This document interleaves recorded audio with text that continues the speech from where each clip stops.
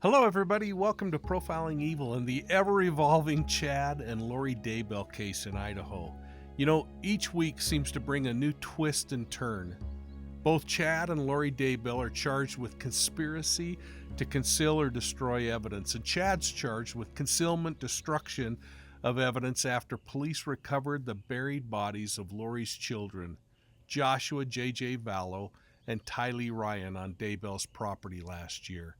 In this new twist, Daybell's attorney, John Pryor, has subpoenaed East Idaho News reporter Nate Eaton to appear as one of the defense team's lay witnesses in an upcoming hearing in the case. It's scheduled for June 9th.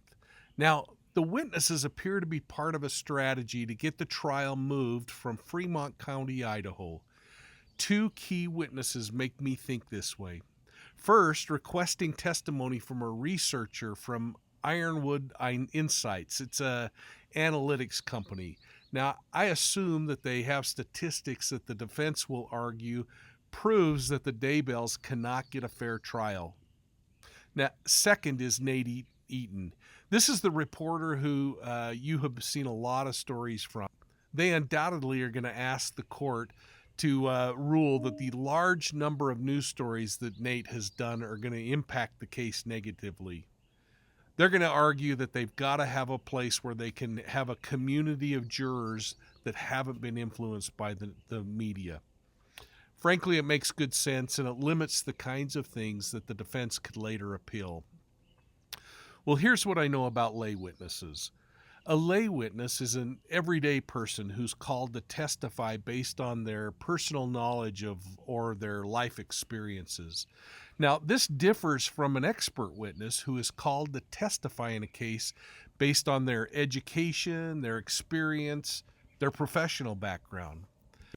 Pryor's move has instigated a hornet's nest type response from Eaton and his employer, East Idaho News.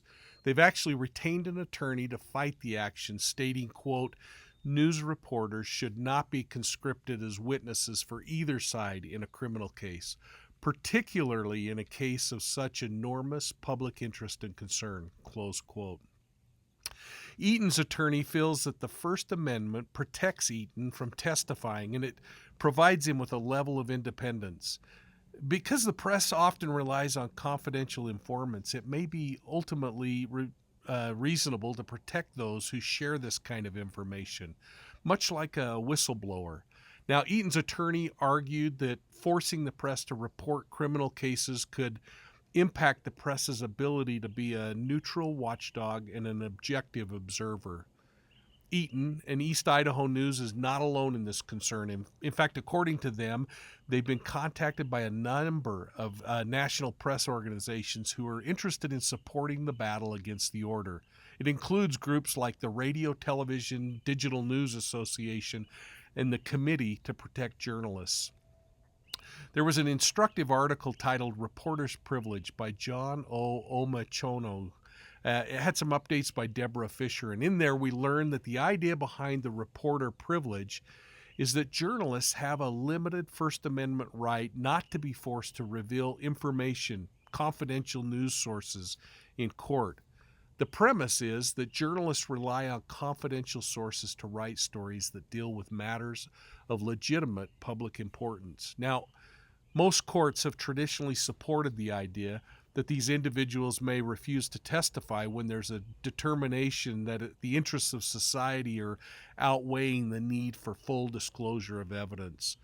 I actually agree with the Committee to Protect Journalists program director Carlos Martinez de la Serna, who said East Idaho News reporter Nate Eaton belongs in the courtroom's press box, not on the witness stand. Pryor's not publicly identified his reasoning for calling the witnesses, so we're all going to have to watch and wait as these new twists and turns unfold in the Chad and Lori Daybell criminal case. Like you, I'm looking forward to exploring the case in greater detail in the weeks and months ahead. I'm especially interested in looking at how to examine the bizarre ritualistic natures of this group of people that, frankly, I classify as a cult. And it's a cult led by Chad and Lori Daybell. Well, here's your assignment. Do you think Nate Eaton, the reporter for the East Idaho News, should be forced to testify in the Daybell hearing. I look forward to your comments down below, and I hope you're setting your calendars for this informative hearing on June 9th. I hope you'll take a minute and hit the like and the subscribe button. I really would like you to be in the Profiling Evil family. Please hit the subscribe button.